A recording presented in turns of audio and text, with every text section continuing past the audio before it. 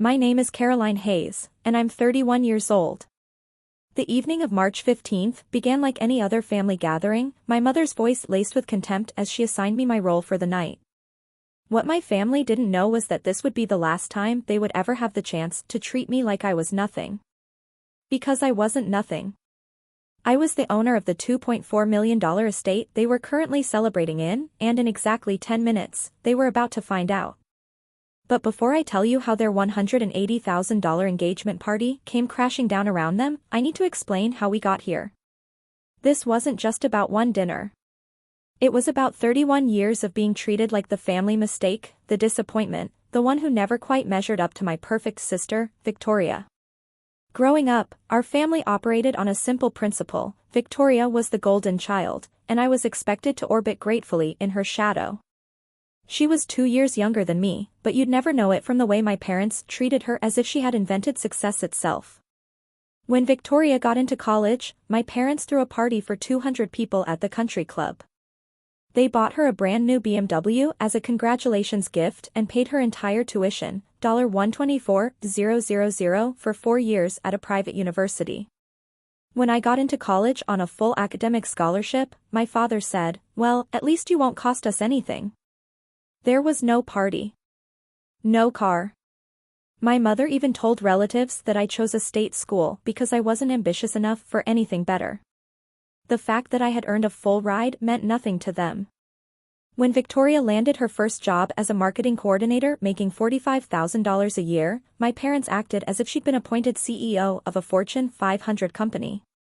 My mother called everyone in our extended family. My father took her to dinner at the most expensive restaurant in the city.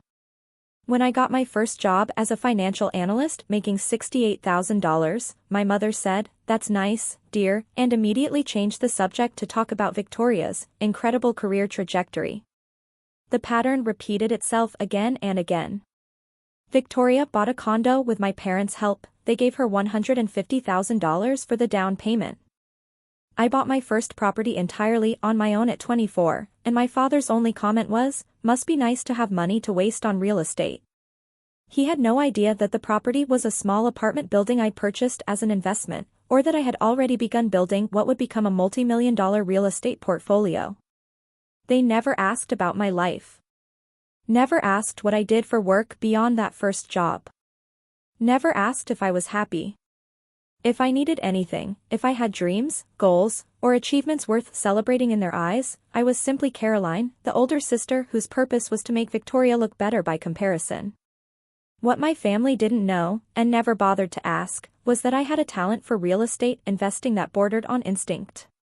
While Victoria was spending my parents' money on designer handbags and weekend getaways, I was absorbing everything I could about property markets, investment strategies, and long-term wealth building. My first investment property, purchased at 24, was a small apartment building in an up-and-coming neighborhood. I saved every penny from my analyst's salary, worked weekends doing freelance financial consulting, and barely slept for 2 years to make it happen. That building tripled in value within 3 years. I sold it for an $890,000 profit. I reinvested that money into 3 more properties, then 6, then 12. By the time I was 28, I owned a real estate portfolio valued at $8.2 million. I had left my analyst job and was working as a private real estate consultant for high-net-worth clients, managing investments my parents couldn't even begin to comprehend. But I never told them.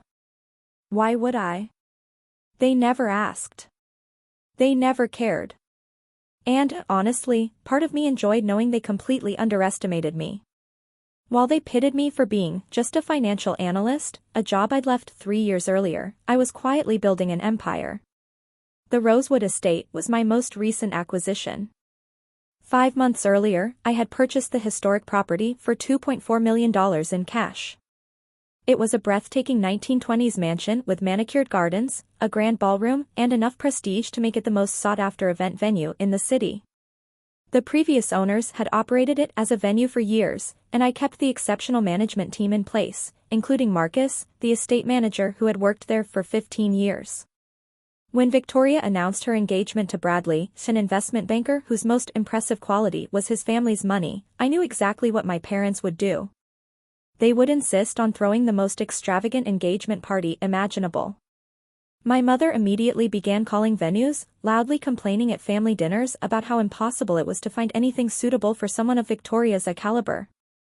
The Rosewood estate would be perfect, my mother sighed one Sunday night, but they're booked solid for the next year. I've called 14 times. I smiled into my wine glass. The Rosewood estate wasn't booked. I had deliberately kept March 15th open. I wanted to see just how far my family would go. 2 weeks later, my mother called me, barely able to contain her excitement. "Caroline, you won't believe it. The Rosewood estate had a cancellation. We got the date for Victoria's engagement party." What she didn't know was that I had already asked Marcus to call her back and offer the cancelled date. I'd also instructed him not to mention the estate's ownership, just to handle everything professionally and accept their deposit. My parents wired a total of $940,000, $740,000 for the venue, catering, and services, plus a $200,000 deposit for Victoria's wedding reception the following spring.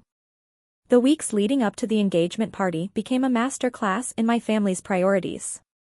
My mother called Victoria 47 times to discuss details. She called me twice, both times to tell me what I should wear, because we can't have you looking inappropriate in the photos. Victoria posted daily updates on social media about the most incredible engagement party ever. She shared photos of her custom Vera Wang dress, $8,500, the designer invitations, $3,200 for 100, and the elaborate floral arrangements my mother had ordered, $22,000. Not once did she mention me. 1 week before the party, we had a family planning dinner at my parents' house. I was invited only because, as my mother put it, it would look bad if you weren't there. "Now, Caroline," my mother began, using the tone she reserved for delivering something cruel while pretending it was practical, "we need to discuss your role at the party." "My role?" I asked calmly. "Yes. We've worked very hard to make this perfect for Victoria. We can't have any disruptions." My father cleared his throat. "What your mother means is that this is Victoria's night. We need you to understand that, and behave accordingly." "Accordingly," I repeated. Victoria didn't even look up from her phone. "Just don't be weird, Caroline. Don't talk about yourself. Don't try to get attention. This isn't about you." My mother nodded enthusiastically. "Exactly. In fact, we've arranged for you to help with some of the coordination. You know, make yourself useful. The catering staff might need assistance." "And you want me to work at my sister's engagement party?" I asked flatly. "Not work," my mother corrected. "Help. It's what family does. Besides, you're not bringing a date or contributing financially, so the least you can do is pitch in." The assumption that I hadn't contributed financially almost made me laugh. I owned the venue.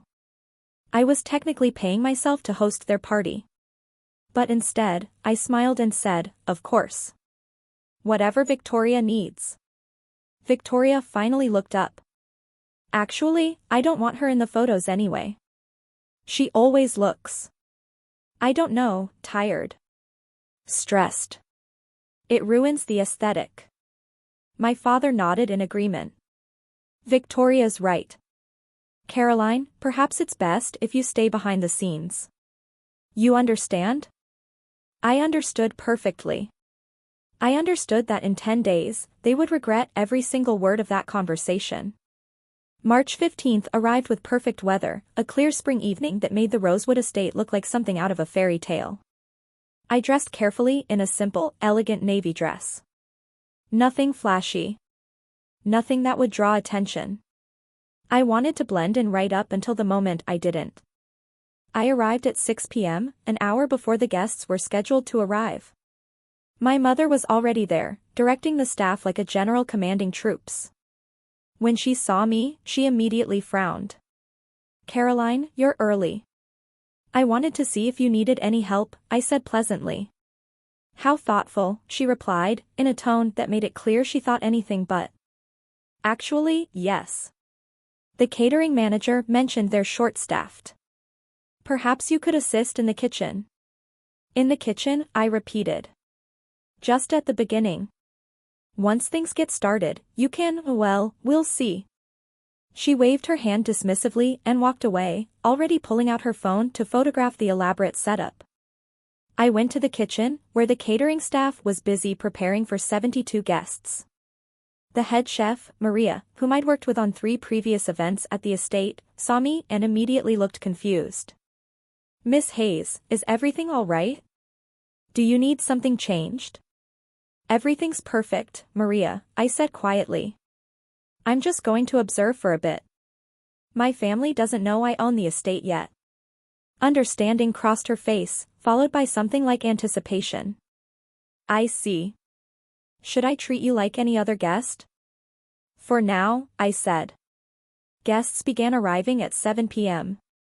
I watched from the kitchen window as my extended family filed in, aunts, uncles, cousins, all dressed in their finest. 72 people in total, all there to celebrate Victoria and Bradley's engagement. Victoria arrived at 7:15, making a dramatic entrance in her Vera Wang dress, practically glowing with self-satisfaction. Bradley stood beside her in an expensive suit, looking every bit the successful banker. My parents flanked them like proud peacocks, accepting congratulations as if they had personally accomplished something extraordinary. At 7:30, my mother came into the kitchen. Caroline, all the guests are here. You should stay in here for dinner. I'm sorry? I said, though I'd heard her perfectly. It's just that the seating is very carefully arranged. We don't have a place for you at the main tables, and it would disrupt everything to rearrange. You can eat here with the staff. I'm sure they won't mind. One of the sous chefs actually dropped a spoon. You want me to eat in the kitchen? I asked, keeping my voice carefully neutral. It's not personal, Caroline. It's just logistics. You understand? She was already turning away, as if the matter were settled. Mom, I said, and something in my tone made her turn back. You want me to eat in the kitchen at my sister's engagement party? Oh, don't be dramatic, she replied. It's just dinner. Besides, you're not exactly contributing to the celebration, are you? My mother continued. No gift. No date. No real reason to be featured. The dining room is for family who actually matter in Victoria's life. The words hung in the air. The entire kitchen staff fell silent. Family who actually matter, I repeated. You know what I mean, she said impatiently. Victoria's close family. The people who've invested in her future. Now I need to get back to our guests. She swept out of the kitchen without another glance. I stood there for a moment, taking in the shocked faces of the catering staff. Maria stepped closer, her voice low. Miss Hayes, I'm so sorry. We had no idea she would say something like that. It's fine, I said calmly. Actually, it's perfect. Maria, could you prepare me a plate? I'll eat here, just like my mother wants. I sat at a small table in the corner of the kitchen, eating the same gourmet meal being served in the grand dining room. Through the window, I watched my family laughing, clinking glasses, celebrating. My father stood to give a speech about Victoria's incredible journey and how proud they were of their daughter, singular, as if he only had one. Then I saw Victoria take out her phone. She pointed it toward the kitchen window, toward me. She was filming me eating alone while her engagement party carried on less than 30 feet away. One of the servers rushed in and whispered to Maria. The bride wants you to know she's posting it on Instagram. She's already captioned it. Maria pulled out her phone and opened Victoria's Instagram, then showed me the screen. There I was, sitting alone in the kitchen. The caption read, "Where she belongs." Some people are just meant to stay in the background. Hashtag know your place, hashtag engagement party, hashtag family first. The post already had 43 likes and comments from relatives. OMG, Victoria, you're savage. Poor Caroline, this is hilarious. Your sister must be so embarrassed. I looked at the post for exactly 5 seconds. Then I smiled. "Maria," I said calmly, "could you please ask Marcus to come to the kitchen?" She practically ran to get him. Marcus appeared within minutes, slightly out of breath. "Miss Hayes, I just saw." "I know," I said. "I think it's time, don't you?" His face broke into a grin. "I've been waiting for this moment since they booked the venue. Give me 10 minutes. Then I'll make the announcement exactly as we discussed." "It would be my absolute pleasure," he added. I spent those 10 minutes finishing my meal slowly, deliberately. I could hear the party continuing, more toasts, more laughter, more celebration of Victoria's perfect life. At exactly 8:47 p.m., I stood, smoothed my dress, and walked out of the kitchen. I didn't go to the dining room. Not yet. Instead, I went to the estate's main office, where I'd left a folder with Marcus earlier in the week. Inside were the property deeds, the purchase agreement, and several other documents that would make one thing very clear, very quickly, exactly who owned the Rosewood estate. At 8:50 p.m., the sharp feedback of a microphone echoed through the estate. Then Marcus's calm, professional voice filled the room. "Good evening, ladies and gentlemen. I apologize for the interruption. My name is Marcus Chin, and I'm the estate manager here at Rosewood. I have a brief announcement to make." A ripple of confusion moved through the dining room, quiet murmurs as guests wondered what was happening. "There has been a significant misunderstanding that needs to be addressed immediately. When this event was booked 5 months ago, the party coordinators were not informed of certain ownership details regarding the property." The murmuring grew louder. As of September 15th of last year, the Rosewood estate was purchased by a new owner. That owner is currently in attendance this evening. I began walking toward the dining room, timing my entrance perfectly. "In fact," Marcus continued, and I could hear the satisfaction in his voice, "the owner has been here all evening. Many of you know her. Miss Caroline Hayes is the sole owner of the Rosewood estate and therefore holds full authority over all events hosted on this property." I stepped into the doorway just as Marcus said my name. 72 faces turned toward me in perfect unison. The silence was absolute. My mother's face had gone completely pale. My father froze, his wine glass suspended halfway to his mouth. Victoria's jaw hung open, and Bradley stared ahead, clearly struggling to process what he'd just heard. Marcus continued, "Miss Hayes has reviewed the events of this evening and has made a decision regarding the remainder of tonight's celebration, as well as future events booked at this venue.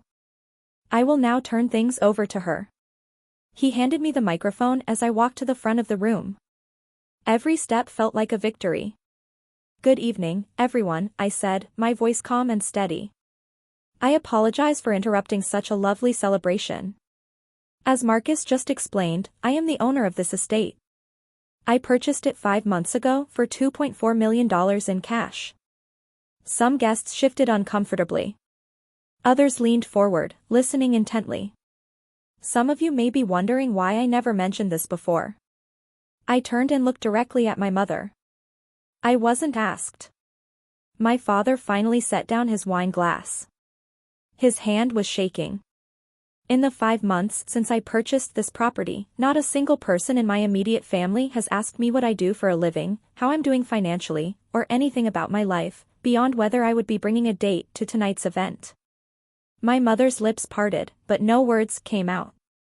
When my mother called 5 months ago, desperate to secure this venue for Victoria's engagement party, I had my estate manager offer her the date. I accepted a deposit of $740,000 for tonight's event, along with an additional $200,000 deposit for Victoria's wedding reception next spring. I paused, letting the number settle. "That's $940,000 in total," I said calmly. "All paid directly to me." Victoria let out a sound that was somewhere between a gasp and a wounded cry. Tonight, I was told that I wasn't important enough to sit in the dining room. I was instructed to eat in the kitchen with the staff, which I did, by the way, and they were wonderful company. My father stood in front of 72 guests and declared that the dining room was for family who actually matter.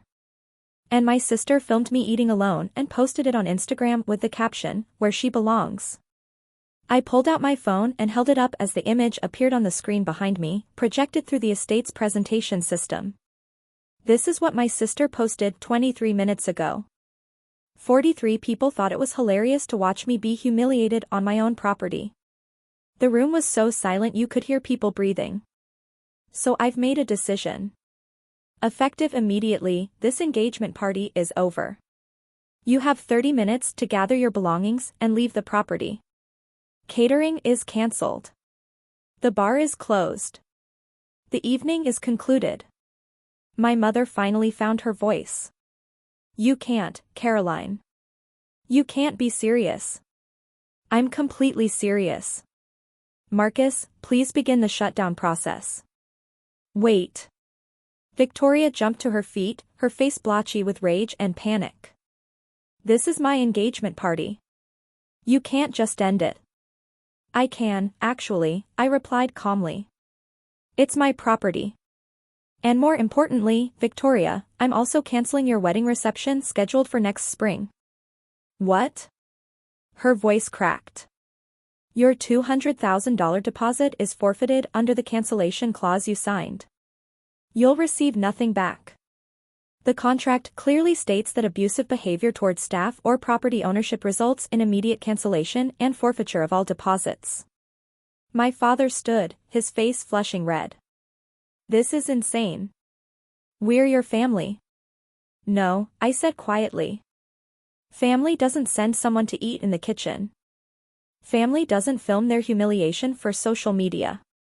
Family doesn't tell someone they don't matter. You made your feelings very clear tonight. I'm simply responding in kind. Bradley, who had been silent until now, tried to interject. Miss Hayes, perhaps we can discuss. There's nothing to discuss, I cut in. The decision is final. You now have 28 minutes to leave my property. What followed was chaos, pure, beautiful chaos. My mother rushed toward me, her voice shrill. Caroline, please think about what you're doing. This is Victoria's special night. I did think about it, I said evenly. I thought about it when you told me to eat in the kitchen. I thought about it when Dad said I didn't matter. I thought about it when Victoria filmed me and mocked me online. I've thought about it very carefully. Victoria was crying now, her flawless makeup streaking down her face. You're ruining my life. Everyone is watching. This will be all over social media. Yes, I agreed calmly. Just like your post about me was, except this time, the story won't be where she belongs. It will be who actually owns the place. Relatives began standing, gathering their coats and bags, whispering frantically to one another. Did you know Caroline owned this place? How much did she say she paid? Oh my God, she's rich. I can't believe they made her eat in the kitchen. My Aunt Jennifer, my mother's sister, walked past me and then stopped. She looked at me with something I had never seen from my family before. Respect. Caroline, she said quietly, I had no idea about any of this. I'm so sorry. Thank you, I replied. She nodded once and walked out, shaking her head. My mother made one last attempt. The money, Caroline. We can't afford to lose $940,000. Your father's business has been struggling. We took out a loan for this. And there it was, the truth beneath the truth. They couldn't afford the party. They had gone into debt to give Victoria an extravagant celebration they had no business paying for. And now, nearly $1 million was gone. You should have thought of that, I said calmly, before you decided I wasn't worth a seat at the table. I nodded to security. My security, hired by me, began gently but firmly guiding guests toward the exits. Victoria was sobbing into Bradley's shoulder. Bradley looked like a man seriously reconsidering his life choices. My father was on his phone, most likely calling his lawyer, unaware that every contract was airtight. Within 25 minutes, the Rosewood estate was empty except for the staff and me. Marcus approached, barely suppressing a smile. All guests have departed, Ms. Hayes. The venue is clear. Thank you, Marcus. Please make sure the staff is paid triple for this evening, including the catering team. None of this was their fault. Already done, he said. And Ms. Hayes, this was the most professionally delivered devastation I've witnessed in 15 years of event management. I stayed another hour, helping the staff clean up what was left behind, half-eaten plates, abandoned napkins, and Victoria's elaborate floral centerpieces.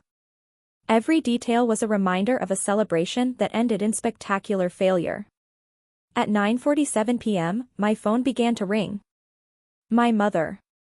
I declined the call. It rang again, my father. Declined. Victoria. Declined. Then my mother again. Declined. The text messages started flooding in. From Mom, Caroline, please call me.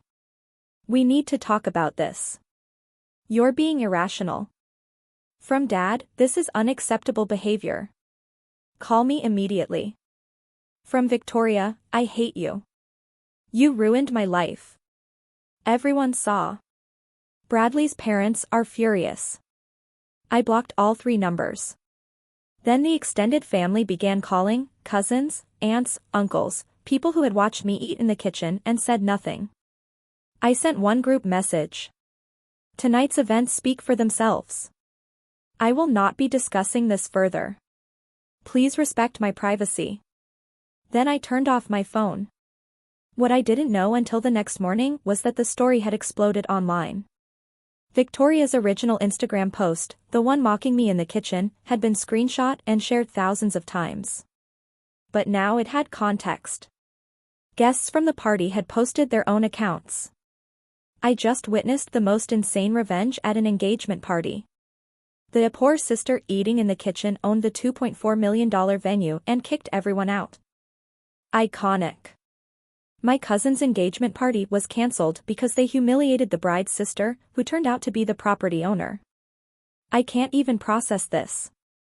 So let me get this straight. They made her eat in the kitchen, filmed her, mocked her online, and then found out she owned the estate and lost $940,000? By morning, the story was everywhere. And for the first time in my life, the truth was louder than their version of it. I was speechless. Victoria's post had gone from 43 likes to being shared more than 50,000 times, but the comments were nothing like before. You mocked someone eating in the kitchen at their own property. The karma is immaculate.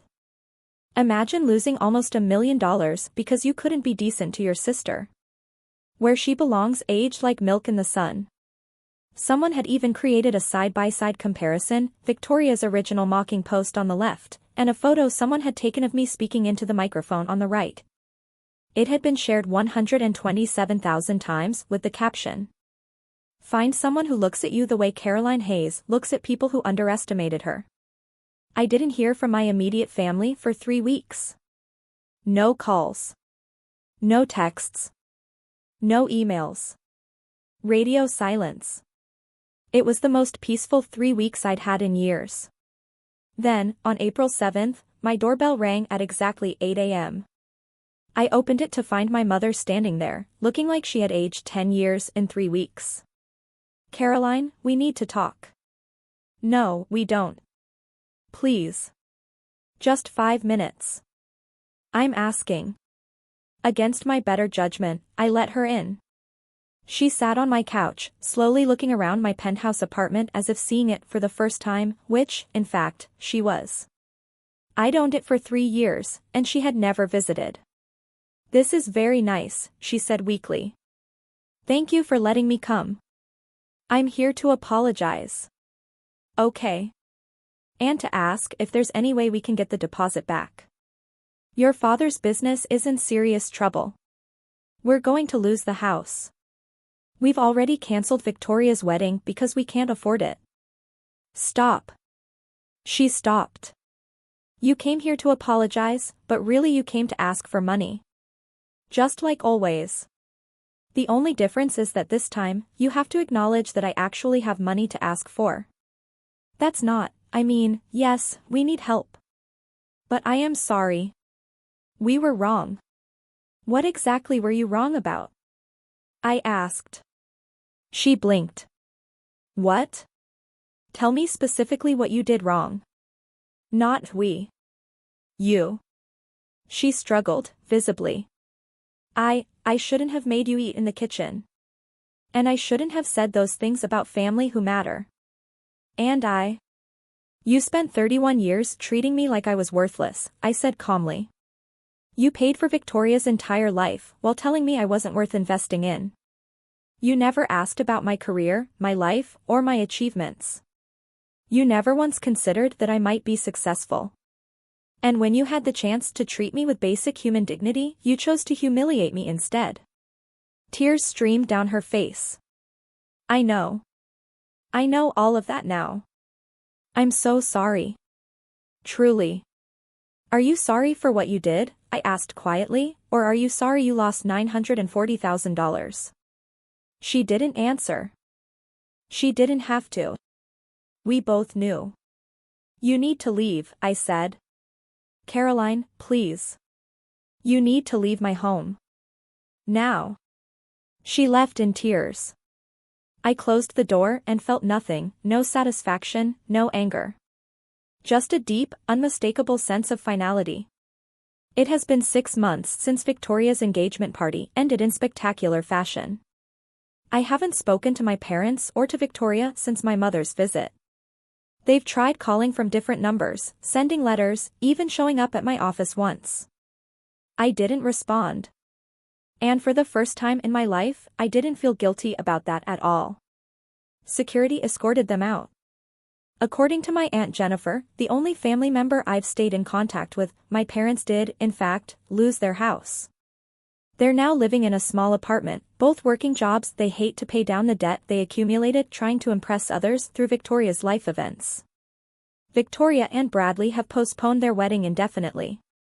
Apparently, the viral story of the engagement party raised serious concerns for Bradley's parents about the family dynamics, and they've been pressuring him to reconsider the marriage. Victoria blames me for potentially losing her fiancé, which is ironic, considering she's the one who filmed me and posted it online. As for me, I'm thriving. My real estate portfolio is now valued at $12.3 million. I've expanded into commercial properties and recently closed on a small boutique hotel downtown. The Rosewood estate is booked solid for the next 18 months, with clients specifically requesting to work with me after hearing the story. More importantly, I've built something my biological family never gave me, a real family. Marcus and his wife have become close friends. Maria, the head chef, and I started a side business hosting pop-up dining events. My Aunt Jennifer and I meet for coffee every week, and she's introduced me to cousins I barely knew growing up, people who care about who I am, not what I can do for them. I don't regret what I did at Victoria's engagement party. Not for a second. Some people say I was too harsh. They say family deserves second chances, that I should forgive and move on. But here's what I've learned, family isn't about blood. It's about respect, love, and treating people like they matter. My biological family failed that test for 31 years. I gave them countless chances to see me, to value me, to treat me with basic dignity. They chose not to. The moment they made me eat in the kitchen at my own property, they made their choice. I simply honored it. My name is Caroline Hayes. I'm 31 years old. I own a multi-million-dollar real estate empire, and I haven't been in a kitchen I didn't choose to be in for 6 months. And you know what? I've never been happier. If this story resonated with you, feel free to leave a comment and share where you're watching from. Sometimes the best revenge isn't getting even, it's becoming so successful that the people who once dismissed you become irrelevant to your happiness.